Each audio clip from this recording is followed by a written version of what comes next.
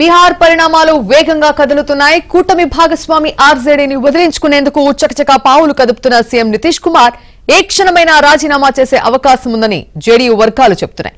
ఎప్పుడైనా గవర్నర్ను కలిసి రాజీనామా పత్రం సమర్పించడంతో పాటు బీజేపీని కలుపుకొని కొత్త ప్రభుత్వం ఏర్పాటు చేసేందుకు అనుమతి ఇవ్వాలని కోరబోతున్నారు.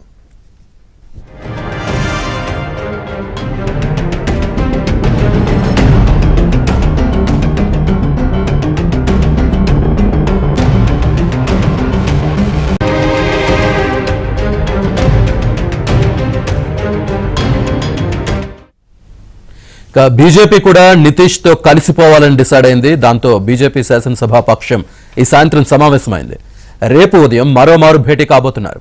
రేపు కేంద్ర హోంమంత్రి అమిత్ షా, బీజేపీ జాతీయ అధ్యక్షుడు జేపీ నడ్డా పట్నా చేరుకుని తమ ఎమ్మెల్యేలకు దిశానిర్దేశం చేస్తారు. జేడీయూతో కలిసి సంకీర్ణ ప్రభుత్వం ఏర్పాటు చేయడానికి బీజేపీ సూత్రప్రాయంగా అంగీకరించింది.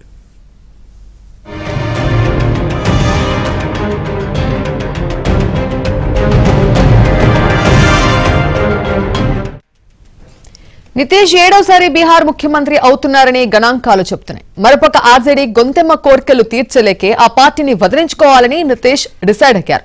బీజేపీతో టచ్ లోకి వెళ్లగానే అటువైపు నుంచి కూడా సానుకూల స్పందన వచ్చింది. బీజేపీకి 2 ఉప ముఖ్యమంత్రి పదవులు ఇచ్చేందుకు నితీష్ అంగీకరించినట్టు తెలుస్తోంది. మాజీ ఉప ముఖ్యమంత్రి సుశీల్ కుమార్ మోదీ మళ్లీ ఉప ముఖ్యమంత్రి అయ్యే అవకాశం ఉంది.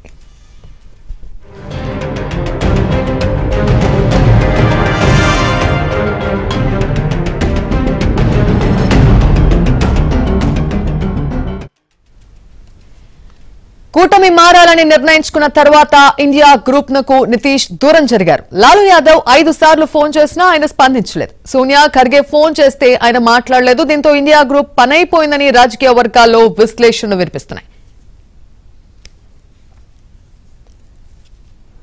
మరింత సమాచారం మా ప్రతినిధి సతీష్ అందిస్తారు. సతీష్, క్రాంతి మొత్తానికైతే బీహార్ రాజకీయాలు మొత్తం కూడా హాట్ గా కొనసాగుతుందని చెప్పాలి. రేపు ఉదయం 10 గంటలకు పాట్నాలో బీహార్ బీజేపీ ఎమ్మెల్యేలు ఎంపీల సమావేశం జరగబోతుంది. కొద్దిసేపటి క్రితమే బీజేపీ బీహార్ నేతల కోర్ కమిటీ సమావేశం ముగిసింది. కోర్ కమిటీ సమావేశానికి కేంద్ర మంత్రి సహాయ మంత్రి నిత్యానంద రాయ్ కూడా సమావేశంలో పాల్గొని తాజా పరిణామాలన్నింటినీ కూడా కేంద్ర ప్రభుత్వానికి కేంద్రంలో ఉన్న బీజేపీ పెద్దలకు వివరించబోతున్నారు. ఇప్పటికే ఇండియా కూటమి నేతలంతా కూడా ఫోన్ లో నితీష్ కుమార్ సంప్రదించినప్పుడు దాదాపు నితీష్ కుమార్ ఎవరికి కూడా ఫోన్ లో అందుబాటులో రాలేదు. దాదాపు సోనియా గాంధీ, మల్లికార్జున ఖర్గే, అదేవిధంగా లాలూ ప్రసాద్ యాదవ్ కూడా ఉదయం నుంచి కూడా ఆయన అప్రోచ్ కావాలని ఫోన్ లో సంప్రదించే ప్రయత్నం చేసినప్పుడు కూడా ఎక్కడ కూడా ఆయన స్పందించలేదు. ఇక బీహార్ రాజకీయ పరిణామాలపై ఆర్జేడీ కూడా ఈ రోజు ఒక సమావేశాన్ని నిర్వహించింది. ఆ శాసనసభ సమావేశంలో కూడా లాలూ ప్రసాద్ యాదవ్, అదేవిధంగా తేజస్వి యాదవ్, ఆర్జేడీకి సంబంధించిన నేతలంతా కూడా పార్టిసిపేట్ చేశారు. ఎవరెవరు వారికి వారుగా విడివిడిగా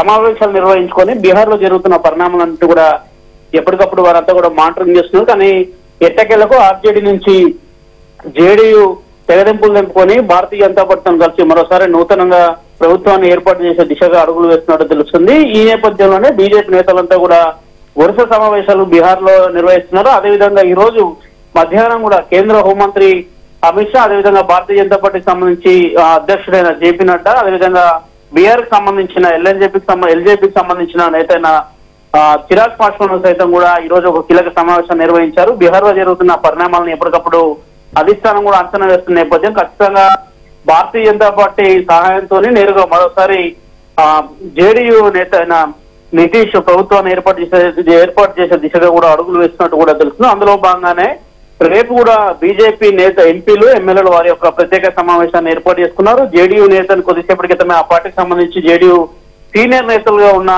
2 మంత్రులు సైతం కూడా నితీష్ కుమార్ తో ఒక సమావేశం నిర్వహించారు. సమావేశంలో కాంగ్రెస్ పార్టీకి సంబంధించిన దాదాపు 19 మంది ఎంపీలు కూడా మరి 19 మంది ఎమ్మెల్యేలు సైతం కూడా ఇప్పటికే నితీష్ కి టచ్ లో ఉన్నారు. వారిలో కొంతమంది వారందరినీ కూడా తీసుకొని వెళ్ళి ఆయన నూతన ప్రభుత్వాన్ని ఏర్పాటు చేసే దిశగా కూడా అడుగులు వేస్తున్నట్టు తెలుస్తుంది. దాదాపు 2025 వరకు కూడా ప్రస్తుతం బీహార్ ప్రభుత్వం కొనసాగుతున్న నేపథ్యంలో రానున్న లోక్సభ ఎన్నికల్లో కూడా భారతీయ జనతా పార్టీతో కలిసి రాష్ట్రంలో వెళ్లే అవకాశాలు చాలా స్పష్టంగా కనిపిస్తున్నాయి. కానీ ఆర్జేడీకి సంబంధించిన నేతలు ఎవరు కూడా ఇప్పటి వరకు ఈ అంశం పైన ఎక్కడ కూడా పెద్దగా స్పందించలేదు. కొద్దిసేపటి క్రితమే మీసా భారతి అంటే లాలూ ప్రసాద్ యాదవ్ కుమార్తె అయిన మీసా భారతి కూడా కొద్దిసేపటి క్రితమే మాట్లాడుతూ ప్రస్తుత పరిణామాలు చోటు చేసుకున్నా దానిపైన ఇప్పటికైతే ఏం మాట్లాడే పరిస్థితి, కానీ బీహార్ ప్రజల యొక్క అభివృద్ధి కొరకే తాము పనిచేస్తున్నామనే ఆమె అంశాన్ని కూడా చెప్పిన నేపథ్యం. కానీ జరుగుతున్న పరిణామాలు చూస్తే చాలా స్పష్టంగా అర్థమవుతుంది. మరోసారి నితీష్ కుమార్ భారతీయ జనతా పార్టీ యొక్క దోస్తీకి సిద్ధమైనట్టు తెలుస్తుంది. అందులో భాగంగానే పార్టీకి సంబంధించిన